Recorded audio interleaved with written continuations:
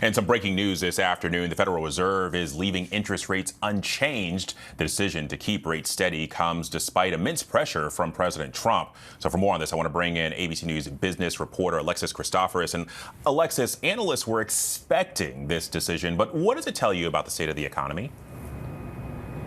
Well, first off, this is the fifth straight meeting, Alex, that the Fed has left interest rates unchanged, defying Trump's demands for aggressive rate cuts.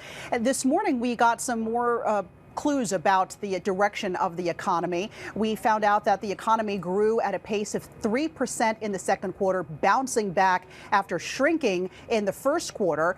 And again, consumer spending bounced back up about 1.5% in the second quarter. So this morning's economic reports showed the economy remains resilient despite a lot of uncertainty surrounding tariff policy, immigration policy. And so the Fed continuing to take its wait and see attitude, not feeling that there's any big rush here to go out and cut interest rates. Remember, the Fed would cut interest rates in a scenario where it wants to stimulate the economy.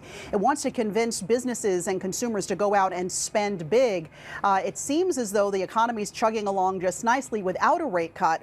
So now we're going to be listening for Fed Chair Powell later today to see if he gives us any clues as to when the Fed may hand us another interest rate cut.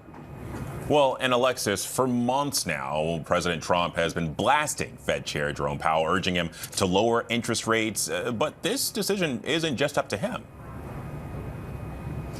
Absolutely not. And in fact, the Fed, we've said it many times before, and the Fed chair has said it many times before, it's an independent body that is supposed to be apolitical. And there are 12 Fed governors who get in a room and decide the direction of interest rates. And something I want to point out is today, for the first time since 1993, there were two dissenters here. So Governors Waller and Governor Bowman both disagreed with the rest of the Fed board, and they believe it is time to cut interest rates. They're calling for a quarter-point cut.